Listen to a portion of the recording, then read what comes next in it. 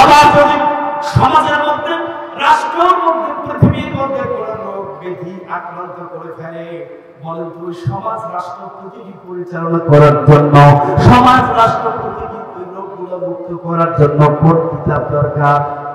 আরো জোরে বলেন, কোন কিতাব দরকার? আল্লাহ তাআলা রাব্বুল আলামিন যে কথাটা বিশ্ব নবী রাহমাতাল লিল আলামিনের প্রতি নাযিল করে দিয়ে বললেন, ফাযাক্কির ইন্না ফাতিয যিকরা।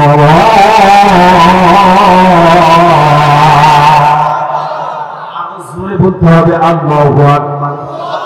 আল্লাহ রাব্বুল আলামিন বিশ্ব নবীকে বললেন, নবী যে আপনি পৃথিবীর মানুষগুলোকে উপদেশ দেন, যদি সেই উপদেশগুলো সমাজের জন্য, মানুষের জন্য উপকারী মনে হয়, বিশ্ব নবীর কাছে যখন নবুয়তের প্রাথমিক পর্যায়ে কোরআন কারীমটা নাযিল করলেন, বিশ্ব নবী সাল্লাল্লাহু আলাইহি সাল্লাম প্রাথমিক পর্যায়ে মানুষগুলোর মধ্যে, মক্কার মানুষগুলোর কাছে দুইটা বিষয়কে প্রাধান্য দিয়ে তিনি দাওয়াত প্রদান করছেন। একটা হলো তাওহীদের বিষয়টাকে প্রাধান্য দিচ্ছেন, আর আরেকটা হলো তিনি আখিরাতের বিষয়টাকে প্রাধান্য দিয়ে মানুষের মধ্যে তিনি দাওয়াত প্রচার করতে শুরু করে দিলেন। বিশ্বনবী রাহমাতুল্লাহ আলাইহি যখন মক্কার মানুষগুলোর কাছে উপদেশ পরামর্শ প্রদান করতে শুরু করে দিল, মক্কার মানুষগুলো তখন বিশ্বনবীর বিরোধিতাও করতে শুরু করলো। আওয়াজ দিয়ে বলুন ঠিক কিনা? যখন তিনি রিসালাতের দাওয়াত, তাওহীদের দাওয়াত, আখিরাতের দাওয়াত প্রদান করতে শুরু করলেন, মক্কার মানুষগুলো তখন বিশ্বনবী সাল্লাল্লাহু আলাইহি সাল্লামের বিরোধিতা করতে শুরু করে দিলেন। আজকের আয়াত থেকে আমরা যে কথাটা পাবো, প্রথম নম্বরে আল্লাহ বললেন, ফাযাক্কির ইন্না ফাতিয যিকরা। নবীজি আপনি মানুষগুলোকে উপদেশ দেন, উপদেশ দেন, আপনি মানুষগুলোকে দ্বীনের দাওয়াত দেন, মানুষগুলোকে কোরআনের দাওয়াতটা আপনি শোনান। এই কোরআন তাদের জন্য রোগ শোক ব্যাধির যে চিকিৎসা হিসেবে আমি প্রেরণ করলাম। আয়াম জাহিলিয়াতের যুগে চতুর্দিক দিয়ে অন্ধকার নিমজ্জিত হয়ে গেছে সমাজ ব্যবস্থা, জোরজার মূল্যকার নীতি অনুযায়ী সমাজটা পরিচালিত হচ্ছে, নারী দর্শন, খুন, রাহাজানি একদম ভরপুর হয়ে গেছে সমাজ ব্যবস্থার মধ্যে।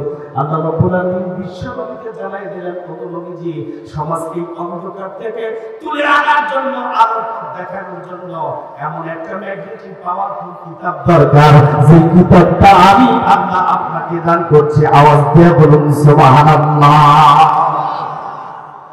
যে পাওয়ারফুল কিতাব দরকার, যে পাওয়ারফুল মেডিসিন দরকার, সেটা আমি আপনার প্রতি নাযিল করছি। আওয়াজ দিয়ে বলুন আল্লাহু আকবার। আল্লাহ রাব্বুল আলামিন বললেন, তাই তো আমি আপনাকে বলছি, আপনি মানুষকে উপদেশ দেন। যে মানুষগুলো উপদেশ গ্রহণ করতে চায়, যারা মনে করে বিশ্বনবীর উপদেশ আমাদের জন্য পালনীয়, আমাদের জন্য উপকারী, বিশ্বনবী রাহমাতুল্লাহ আলাইহি যখন কোরআন থেকে উপদেশের এই বাণীগুলো প্রচার করতে শুরু করলেন, তখন মক্কার মানুষগুলো তার বিরোধিতা করতে শুরু করলো। শুধু বিরোধিতাই নয়, মক্কার মানুষগুলো রাহমাতুল্লাহ আলামিনকে হত্যা করার জন্য উঠে পড়ে লেগে গেল। আওয়াজ দিয়ে বলুন নাউযুবিল্লাহ। মক্কার মানুষগুলো তখন চিন্তা চেতনা একটাই, আব্দুল্লাহর পুত্র মুহাম্মদকে তারা হত্যা করবেন।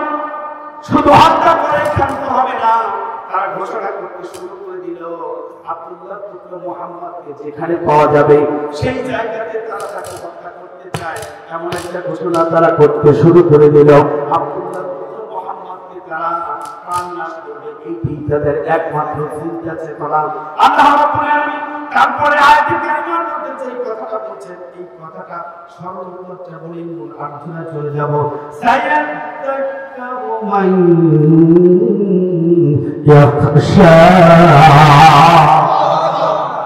আল্লাহ রাব্বুল আলামিন বলেন, ওগো নবীজি আপনি সমাজের মানুষদেরকে উপদেশ প্রদান করবেন, মক্কার মানুষ সহ সারা পৃথিবীর মানুষের কাছে আপনি দ্বীনের দাওয়াতটা প্রদান করবেন, উপদেশটা প্রদান করবেন।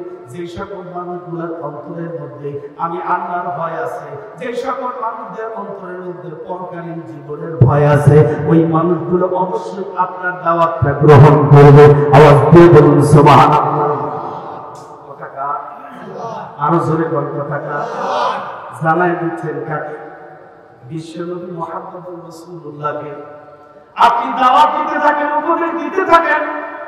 সাইয়াযাক্কারু মান ইয়াখশা, যাদের অন্তরের মধ্যে আমি আল্লাহর ভয় আছে, যাদের অন্তরের মধ্যে পরকালীন জীবনের ভয় আছে ওই মানুষগুলো অবশ্যই আপনার দাওয়াতকে গ্রহণ করবে। পরবর্তী আয়াতের অনুবাদ আল্লাহ রাব্বুল আলামিন বলেন ওয়া ইয়াতাজান্নাবুহা আশরাকা।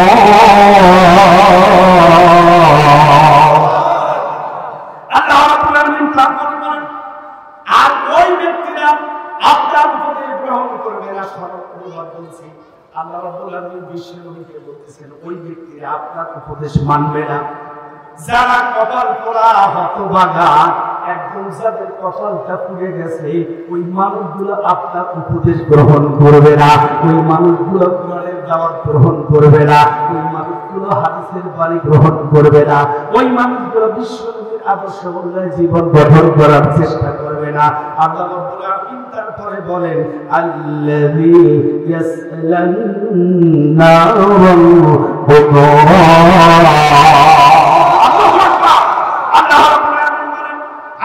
মানুষগুলো আপনার দাওয়াতকে গ্রহণ করবে না নবী, আমি তাদেরকে বৃহৎ আগুনের মধ্যে প্রবেশ করিয়ে দেব, অর্থাৎ তাদেরকে আমি জাহান্নামের মধ্যে নিক্ষেপ করব। আওয়াজ দিয়ে কর নাউযুবিল্লাহ, আরো জোরে বলে নাউযুবিল্লাহ।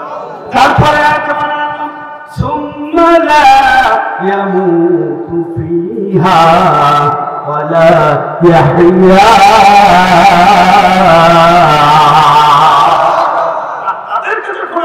জাহান্নামের মধ্যে নিক্ষেপ করব, ওই জাহান্নামে ওরা বাঁচবেও না মরবেও।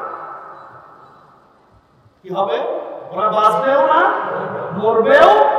কথাটা আরো জোরে কোন, আরো জোরে কোন। আচ্ছা এখানে কয়টা দলের কথা বলছে আল্লাহ বলেন তো? আরো জোরে।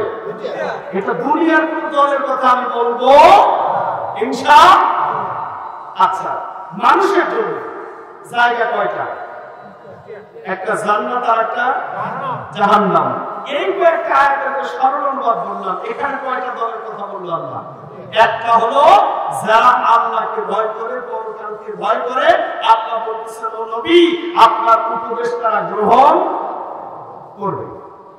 আর যারা আল্লাহকে ভয় করে না, পরকালকেও ভয় করে না, আল্লাহ বলতেছেন ওরা কপাল পোড়া, ওদেরকে আমি উত্তপ্ত আগুনের মধ্যে, বৃহৎ আগুনের মধ্যে নিক্ষেপ করব। আওয়াজ দেখুন নাউযুবিল্লাহ, আর জোরে বলেন নাউযুবিল্লাহ। এখন আপনাদের সাথে আমার কথা হলো আমরা কোন দলটাতে থাকতে চাই? আরো জোরে কোন, আরো জোরে কোন। কোন দলে? আল্লাহ। যেই কথাটা আল্লাহ বলছেন তাদের কি গুণ বৈশিষ্ট্য, তাদের কোন উপদেশ গ্রহণ করতে হবে, এইটা আমরা শুনে আমল করতে রাজি আছি তো ইনশাআল্লাহ? আর জোরে কোন রাজি আছি তো ইনশাআল্লাহ? একটু হাত করে লিল্লাহি তাকবীর, লিল্লাহি তাকবীর। আর কোরআনের আলো সংসদে চালো হাত নামান। আসলে এখন মূল আলোচনা